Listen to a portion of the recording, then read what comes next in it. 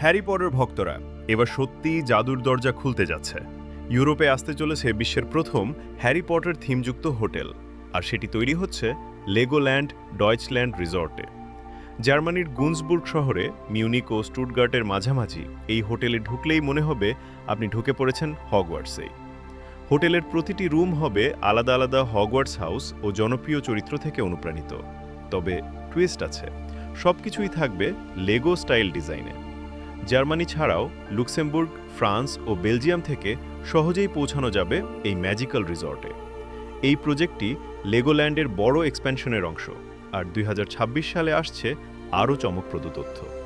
Opening date এখনও ঘোষণা না হলেও ইউরোপ জুড়ে ভক্তদের উত্তেজনা তুঙ্গে।